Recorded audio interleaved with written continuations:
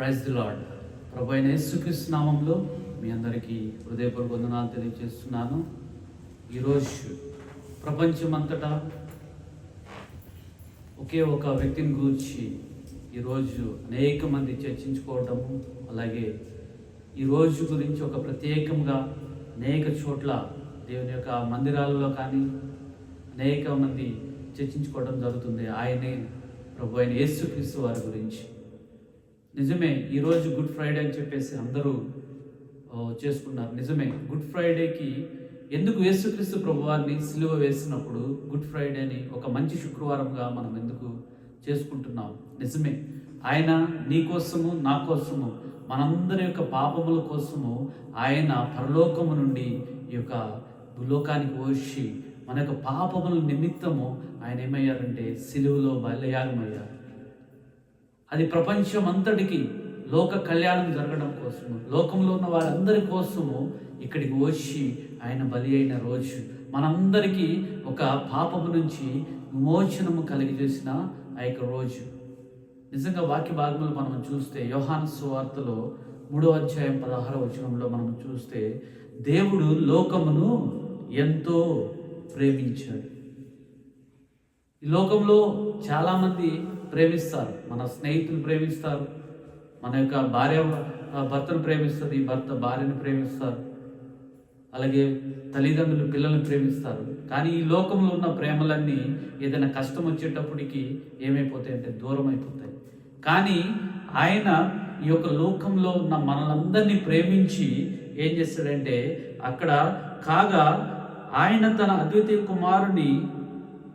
కుమారునిగా పుట్టిన వానియందు విశ్వాసమించు ప్రతివాడును నశింపక నిత్య జీవము పొందినట్లుగా ఆయనను మనకు అనుగ్రహించాడు.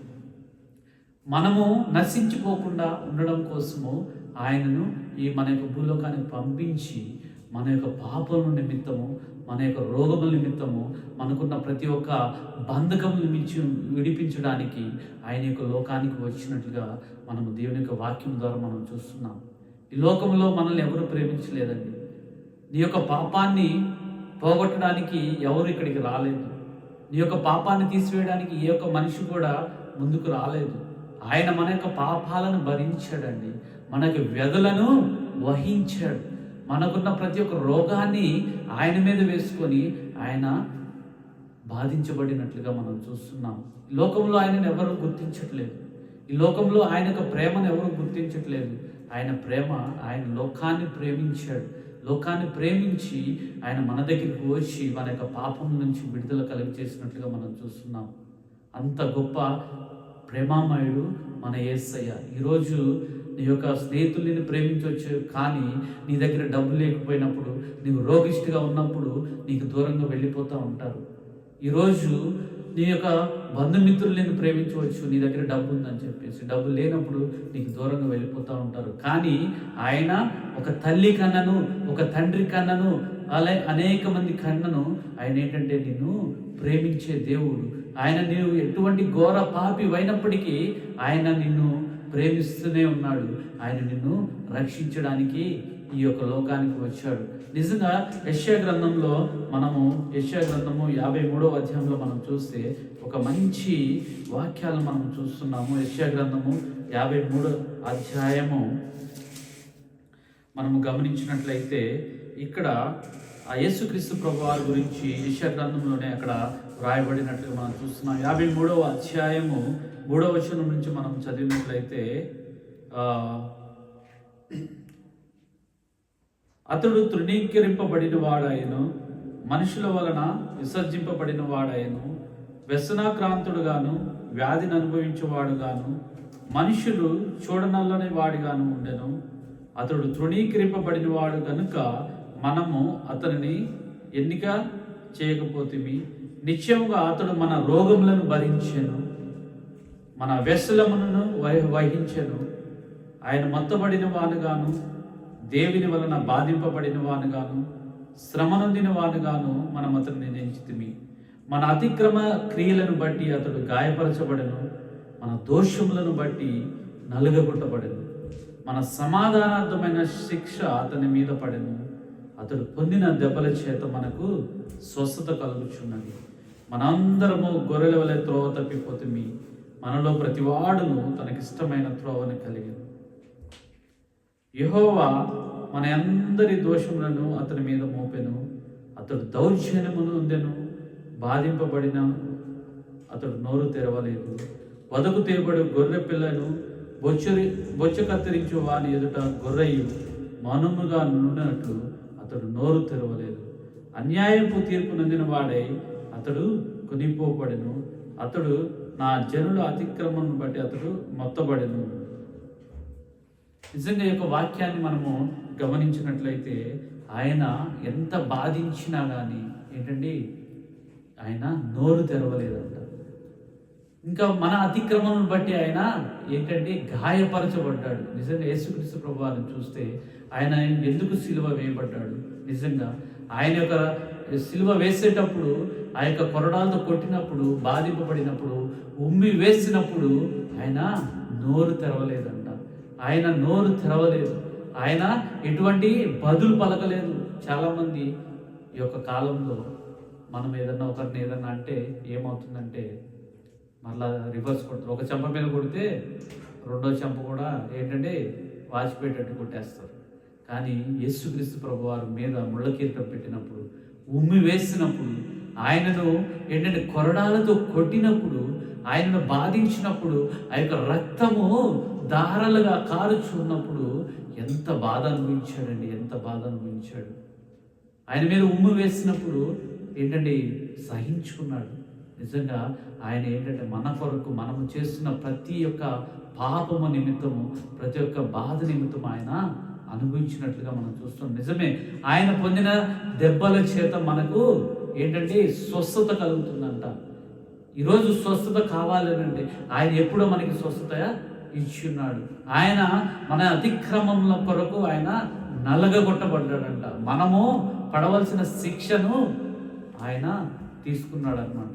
నిజంగా ఎంత గొప్ప వాక్యాన్ని మనము తెలుసుకుంటున్నాము. ఆయన యొక్క గొప్పతనం గురించి తెలుసుకున్నాం. మనం ఈరోజు గుడ్ ఫ్రైడే ప్రపంచం మొత్తం జరిపించుకుంటుందంటే, ప్రపంచం మొత్తం ఆయన గురించి ప్రార్థన చేస్తుందంటే, ప్రపంచం మొత్తం ఆయన గురించి తలంచుకుంటుందంటే ఆయన యొక్క గొప్ప ప్రేమామయుడు కాబట్టి ఆయన ఏంటంటే ఆయన ఈ యొక్క ప్రపంచంలో అనేక మంది చేత ఏంటంటే ఆయన కొనియాడబడుతున్నారు.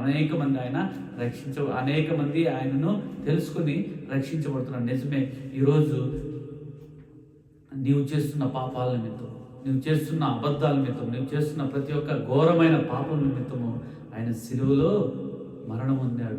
ఆ యొక్క మంచి శరీరం, ఎంతో అందమైన శరీరం మీద గాయాలు ఉండడం జరిగిందనమాట. నిజమే, ఆయన మన కొరకు శిక్షను అనుభవించాడండి. మన కొరకు ఆయన బాధను అనుభవించాడు. మన శిక్షణ ఎవరన్నా అనుభవిస్తారండి? ఒక జడ్జి గారు ఉన్నారు. ఆ జడ్జి గారికి ఒక కొడుకు ఉన్నారు. ఏం జరిగిందంటే ఆ కొడుకు తనకి ఇష్టమైనట్టుగా ప్రవర్తించడం వల్ల, తనకి ఇష్టమైనట్టుగా ఉండడం వల్ల ఒకరోజు ఏంటంటే ఒకరిని హత్య చేయడం జరిగింది. ఆయన హత్య చేసినప్పుడు తీసుకుని వచ్చారు ఆయన దగ్గరికి, న్యాయస్థానం దగ్గర తీసుకుని వచ్చారు. అందరూ అక్కడ ఉన్నారు. అందరు అనుకుంటున్నారంట, ఏమని అనుకుంటున్నారంటే జడ్జి గారు కదా, జడ్జి గారు కుమారుడే కదా ఈ యొక్క పాపం చేసింది, జడ్జి గారు కుమారుడే కదా ఈ యొక్క ఘోరమైన ఈ యొక్క హత్యను చేసింది, ఏ విధంగా తీర్పిస్తాడో ఈ యొక్క జడ్జి గారు అని చెప్పేసి అక్కడికి వచ్చినప్పుడు అందరూ వచ్చి వింటా ఉన్నారనమాట. నిజమే, ఆయన మీద నేరారోపము నిరూపింపబడింది. సాక్షులు వచ్చి చెప్పారు, అవును ఆ యొక్క వ్యక్తి ఏం చేశాడంటే హత్య చేశాడు, మేము చూసామని చెప్పి అనేక మంది ఏం చేశారంటే నేరారోపణ ఆ యొక్క కుమారుడి మీద చేస్తున్నప్పుడు జడ్జి గారు చూస్తూ ఉన్నారు. నిజమే, తన యొక్క కుమారుని రక్షించుకోవడానికి ఎటువంటి ఛాన్స్ లేదు, తన యొక్క కుమారుని తప్పించుకోవడానికి ఎటువంటి ఛాన్స్ లేదు. ఎందుకంటే చేయాల్సిన తప్పులన్నీ చేశాడు, చేయాల్సిన ఘోరమైన తప్పిదాలని చేసి ఏం చేశాడంటే ఆ యొక్క బోన్లో నిల్చున్నాడు. ఈరోజు మనము కూడా మనం చేయాల్సిన తప్పులన్నీ చేసి మన తండ్రి అయిన దేవుని ఎదుట ఏంటంటే మనం అవమానపడుతూ ఏంటంటే మనము కూడా ఆ యొక్క బోన్లో నిల్చున్నాం. మన యొక్క తండ్రి మనం తప్పించాలని చూస్తున్నప్పటికీ మనం కూడా అదే విధంగా ఈ యొక్క కుమారుని ఏ విధంగా తప్పించాలని అనుకున్నాడు, కానీ తప్పించలేకపోయాడు. ఎందుకంటే తనకున్న ఆ యొక్క కేసులు, ఆ యొక్క సాక్ష్యాలు, అనేకమైన తప్పిదాలు ఆయన మీద నేరారోపణ చేయబడి ఉండడం వలన ఆ యొక్క శిక్షను తప్పించుకోలేకపోయాడు. ఏం చెప్పాడంటే జడ్జి గారు, ఈ యొక్క సాక్ష్యాలన్నీ విన్న తర్వాత ఈ యొక్క వ్యక్తి ఆ యొక్క నేరం చేశాడు కాబట్టి అతనికి మరణ శిక్షను నేను విధిస్తున్నాను అన్నప్పటికీ అందరూ ఆశ్చర్యపోయారు. అదేంటి, తన యొక్క కుమారుని రక్షించుకోవడానికి జడ్జి గారు ఏదో ఒక లానో ఏదో ఒక అన్యాయం ఏదో ఒకటి చేయొచ్చు కదా అన్నప్పుడు అనుకున్నాడు, నా కుమారుడు చేసింది తప్పే, ఆయన శిక్ష అనిపించాలి కదా అని చెప్పేసి ఏంటంటే ఆయన ఏం చేశాడంటే శిక్షను వేసేసాడు. ఉరి శిక్షను వేసినప్పుడు అందరూ ఆశ్చర్యపోయారు. ఈ యొక్క కుమారుని తీసుకెళ్ళి ఉదయకాల సమయంలో మళ్ళీ ఉరి శిక్ష వేస్తారు ఉదయకాల సమయంలో. అప్పుడు జడ్జి గారు ఏం చేశారంటే వెళ్ళి రాత్రికాల సమయంలో తన యొక్క కుమారుని ప్లేస్లో తనని విడిచిపెట్టి ఆ యొక్క కుమారుని ప్లేస్లో ఆయన ఉండి ఆ ఉదయకాల సమయంలో ఆయన ఉరి తీసినట్లుగా మనం చూస్తున్నాం. ఏంటయ్యా నువ్వెందుకు వచ్చావు? కుమారుడా నువ్వు వెళ్ళు, నీకు రక్షణ దినం ఉన్నది, నువ్వు ఇంకా తెలుసుకో, ఇప్పటికైనా తెలుసుకో, దేవుణ్ణి తెలుసుకో, ఇప్పటికైనా నువ్వు తప్పులు చేయకుండా ఉండు, నీ గురించి నేను నా యొక్క ప్రాణాన్ని ఇస్తున్నాను, నువ్వు వెళ్ళిపో అని చెప్పేసి జడ్జి గారు అక్కడికి వచ్చి ఆయనను తప్పించి ఆయన ప్రాణాన్ని ఇచ్చినట్లుగా మనం చూస్తాం. నిజమే, మన యొక్క పరలోకపు తండ్రి కూడా మన గురించి ఆ యొక్క భూమి నుంచి ఏంటంటే ఆ యొక్క పరలోకము నుంచి భూమికి వచ్చి ఏం చేశాడంటే మన కొరకు ప్రాణాలు అర్పించాడండి. ఈ యొక్క జడ్జి గారు కుమారుడు కొరకు ఆయన ఏ విధంగా ఆ యొక్క ప్రాణాలు అర్పించాడో ఏంటండి, ఈ యొక్క మన కొరకు కూడా మనము చేసిన తప్పిదం కోసం,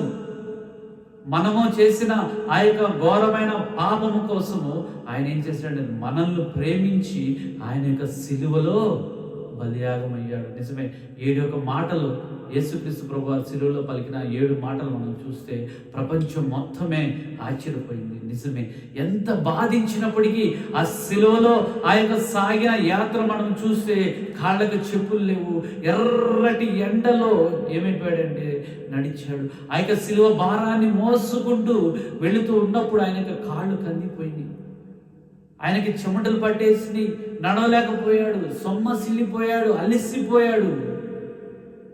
అటువంటి ప్రేమ యేసయ్య మన మీద చూపించాడు, అటువంటి కరుణ మన మీద ఉంచాడు.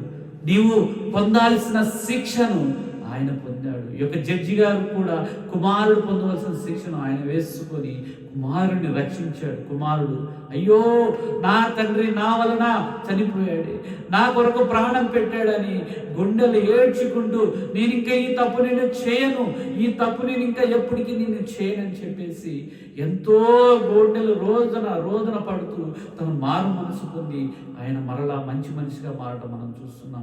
మన యొక్క జీవితంలో కూడా ఈరోజు మంచి శుక్రవారం అంటే, గుడ్ ఫ్రైడే అంటే నీ జీవితంలో మార్పు తెచ్చే రోజు, నీ జీవితంలో గొప్ప అద్భుతములు జరిగే రోజు. ఎందుకంటే ఆయన నీ కొరకు ప్రాణం పెట్టాడు. ఆయన నీకు పడాల్సిన శిక్షను, నీకు పడాల్సిన యొక్క నరకము నుంచి ఆయన ఏం చేశాడంటే విడుదల దయచేశాడు. ప్రతి ఒక్కరి గృహంలో ఉంటుంది కదండి, కొడుకులు యొక్క కుమారులు ఏం చేస్తారంటే కుమారుడు కావాలని చెప్పేసి చాలామంది కుటుంబాలు అంటారు. ఎందుకంటే పునామి నరకం నుంచి రక్షించబడాలంట, ఆ యొక్క రక్త ప్రోక్షణ జరగాలంటే యేసుక్రీస్తు ప్రభువారు ఇక్కడికి రావాలి. పాప విమోచన, ఆ యొక్క రక్తాన్ని ఏంటంటే చిందించబడాలి. కాబట్టి యేసుక్రీస్తు ప్రభువారు నీ కోసము నా కోసము ఏం చేశాడంటే ఆయన మనల్ని ప్రేమించి ఏం చేశాడంటే ఆయన ఆ యొక్క సిలువలో బలియాగమయ్యాడు. మన కొరకు, మనము చేసిన పాపము కొరకు ఆయన బలియాగమయ్యాడు. ఆ పాలు గారి దేహం పైన ఏంటంటే కొరడా దెబ్బలు. నువ్వు చేస్తున్న ప్రతి ఒక్క పని, నువ్వు చేస్తున్న ప్రతి ఒక్క చెడ్డ పని కొరకు ఆయన కొరడా దెబ్బలు తిన్నాడు. నువ్వు చేస్తున్న ప్రతి ఒక్క ఆ యొక్క ఘోరమైన పాపం చేయకూడదు, ఆయన ఏంటంటే రక్తాన్ని చిందించాడు. నిజమే, మనము ఆయనలో దగ్గరగా మనం ఉంటున్నామా? నిజంగా ఆ యొక్క జడ్జి యొక్క కొడుకు రక్షించబడ్డాడు. అయ్యో నేను ఘోరమైన పాపాన్ని చేశాను, నా తండ్రి నేను పోగొట్టుకున్నాను, అయ్యో నా తండ్రి నా కొరకు చనిపోయాడు, నా తండ్రి నా కొరకు ఎంతో వేదన అనిపించాడు, ఆ యొక్క బాధను అనిపించాడు అని చెప్పి తన యొక్క మనసును మార్చుకున్నాడు. మనం కూడా ఈరోజు యొక్క మంచి ఈ యొక్క శుక్రవారం రోజు మన యొక్క మనసును మార్చుకోవాలి. మనము ప్రతిరోజు మనము సిలువ వేస్తున్నామండి. ఆనాడు యూదులు ఆ యొక్క సమయంలో సిలువ వేశారు, కానీ ఈరోజు ప్రతిరోజు మనము చేస్తున్నాం. పొద్దు నుంచి సాయంత్రం వరకు ఆయనను సిలువ వేస్తూనే ఉన్నాం. ఏ విధంగా వేస్తున్నామంటే చాలా చాలా చాలా ఆయనకి దూరంగా ఉంటూ, ఈ లోకంలో ఉన్న వాటిని అనుభవిస్తూ, లోకంలో ఉన్న వాటిని అనుసరిస్తూ ఏం చేస్తున్నామంటే మన యొక్క ప్రతిరోజు మనం ఆయన్ని సిలువ వేస్తున్నాం. అటువంటి వారంలో మనం ఉండవద్దు. మన యొక్క పాపాలను మనం ఒప్పుకొని ఈ యొక్క మంచి శుక్రవారం రోజు ఏం చేయాలంటే, ఈ యొక్క గుడ్ ఫ్రైడే రోజు మన యొక్క మనస్సును మార్చుకోవాలి. ఒకవేళ నువ్వు దేవునికి దూరంగా ఉన్నావో, దేవుని నువ్వు బాధ పెట్టుచున్నావో, దేవుని నువ్వు హింసిస్తున్నావో, నీ యొక్క పాపాలని క్షమించడానికి దేవుడు ఈ లోకానికి వచ్చాడు. ఒక్కసారి మోకరించి ప్రార్థన చేసి, అయ్యా నన్ను క్షమించయ్యా, నీకు విరోధంగా నేను పాపము చేస్తున్నానయ్యా, నీకు విరోధంగా నేను దూరముగా ఉన్నానయ్యా, నువ్వు క్షమించే దేవుడు అయ్యా, ఒక్కసారి నన్ను క్షమించయ్యా అని నువ్వు వచ్చినట్లయితే ఈరోజు, ఈ యొక్క శుక్రవారం రోజు, ఈ యొక్క గుడ్ ఫ్రైడే రోజు, ఈ యొక్క ప్రపంచం అంతా ఆయనను తలంచుకునే రోజు, దేవుడి నీ యొక్క మనసును మార్చడానికి సిద్ధంగా ఉన్నాడు. ఈరోజు ఈ యొక్క వీక్షిస్తున్న నిన్ను దేవుడు, ఈ యొక్క మాటలు వింటున్న దేవుడు నిన్ను కూడా ఆయన యొక్క రెక్కల క్రింద నిన్ను ఆశ్రయించి నీకున్న ప్రతి పాపాన్ని నుంచి విడుదల నిన్ను కలుగు చేస్తాడు. ఆయన నిన్ను హత్తుకుంటాడు. ఆయన నిన్ను ఏం చేస్తాడంటే చాలా ఒక తల్లి కన్నా, ఒక తండ్రి కన్నా అంటే ఆయన నిన్ను ప్రేమించే దేవుడు. ఈ లోకంలో నీ యొక్క ఫ్రెండ్స్ నిన్ను విడిచిపెట్టినప్పటికీ, నీ యొక్క బంధువులు విడిచిపెట్టినప్పటికీ, నువ్వు ఎంతో ఒంటరిగా నీవు ఉంటున్నప్పటికీ ఆయన నీ కోసం ఆయన వచ్చాడు. ఈ యొక్క పరలోకం నుంచి భూలోకానికి వచ్చి నిన్ను దీవించడానికి, నీ యొక్క హృదయంలో ఉండడానికి, నీ కోసం నీ యొక్క పాపమును తీసివేయడానికి, నీ యొక్క ఘోరమైన జీవితాన్ని మార్చడానికి, నీ యొక్క ఆ యొక్క అంధకారంలో ఉన్న జీవితాన్ని మార్చడానికి ఆయన ఈ రోజు నీ యొక్క హృదయంలోనికి వచ్చాడు. నీ యొక్క హృదయాన్ని మార్పు చెందుకుంచుకోలేవా? నీకోసం ఆయన చనిపోయాడు కాబట్టి నీ యొక్క హృదయాన్ని మార్చుకోలేవా? ఈరోజు నిన్ను దేవుడు ఆశీర్వదించబోతున్నాడు. ఆయన దగ్గరికి రా. ఆయన నిన్ను ఏంటంటే హత్తుకుంటాడు. ఆయన నీ హృదయంలోనికి వచ్చి నీతో కలిసి భోజనం చేయాలని చెప్పి ఆయన ఎంతో ఆశపడుతున్నాడు. ఆయన యొక్క సన్నిధిలోకి వస్తావా? ప్రార్థన చేసుకుందాం. తలలో ఉంచండి, ప్రార్థన చేసుకుందాం. పరిశుద్ధుడానికి వందనాలు, స్తోత్రాలు. ఈ యొక్క రోజు నాయన ప్రభువా, ప్రపంచం అంతా నిన్ను కొలుస్తూ నీ యొక్క శిలువ ధ్యానం చేసుకుంటూ నాయన ప్రభువా, వారి యొక్క జీవితాలను ప్రభువా అయ్యా నాయన ప్రభా నీకు ఇంకా ఆత్మీయంగా దగ్గరగా తీసుకొస్తున్నారు నాయన. అయ్యా ఇంకా నీకు దూరముగా ఉన్న బిడ్డలను నాయన ప్రభువా మీరు దర్శించండి. అయ్యా నీకు దూరముగా ఉండి అవిధేయతగా ఉన్న బిడ్డలను ప్రభావ మీరు ఇంకా దర్శించమని మనం చేసుకుంటున్నాం. నీ యొక్క కృపతో నింపండి నాయన. నిజమైన ఆయన నీవు మా కొరకు ఎంతో శ్రమలను అనుభవించావు, ఘోరమైన శ్రమలను అనుభవించావు నాయన. అయ్యా మమ్మల్ని క్షమించండి. అయ్యా నీ యొక్క ప్రియబిడ్డ ఎవరైతే నాయన ప్రభా ఈ యొక్క వాక్యాన్ని వింటూ తన యొక్క మనసును మార్చుకుంటున్నారో ఇప్పుడే వారిని దర్శించమని మనం చేసుకుంటున్నాం. ఇప్పుడే నీవు విడుదల కలుగు చేయమని మనం చేసుకుంటున్నాం. అయ్యా నాయన ప్రభా నువ్వు అయ్యా మా కొరకు చనిపోయావని, సిలువలో త్యాగం పొందావని ఏ బిడ్డ అయితే నమ్ముచున్నారో, నీ యొక్క సన్నిధికి వస్తున్నారో ప్రభా, అయ్యా ఈ యొక్క సమయంలో వారి యొక్క జీవితంలో మనసులో అనుకుంటున్నారు ప్రభా, వారిని దర్శించండి. వారి యొక్క జీవితాన్ని మార్చమని మనం చేసుకుంటున్నాం. ఈ యొక్క మంచి శుక్రవారం రోజున వారి యొక్క జీవితాల్లో మంచిని చేయమని, అయ్యా నేను వారి యొక్క పాపాన్నంతా నేను కడగమని, వారి యొక్క ఘోరమైన తప్పిదాలను క్షమించమని, మా యొక్క జీవితాల్లో కూడా అయ్యా నీవు ఏ విధంగా అయ్యా మంచిని చేశావు, ఏ విధంగా నేను ప్రభా ప్రతి ఒక్క లోకంలో అయ్యా నువ్వు ప్రేమించావు, మేము కూడా అనేక మందిని ప్రేమిస్తూ నీ యొక్క మందిరంలో, నీ యొక్క సన్నిధిలో అయా ప్రజలతో సమాజంలో ప్రభా మేము ఉండనట్లుగా సహాయం చేయమని నజరేయుడైన యేసుక్రీస్తు నామమున అడుగుచు ప్రార్థించి వేడుకొనుచున్నాము పరమ తండ్రి. Amen. Amen. Praise the lord.